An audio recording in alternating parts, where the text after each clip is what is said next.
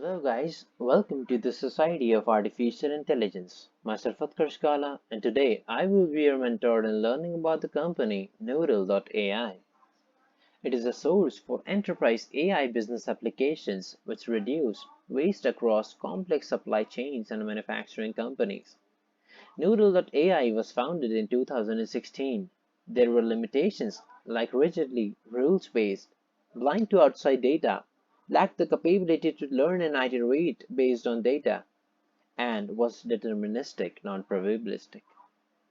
This resulted in extreme business inefficiencies like increased buffer stock, lost revenue, wasted working capital, wasted transportation costs and energy usage, and notably unnecessary carbon dioxide emissions.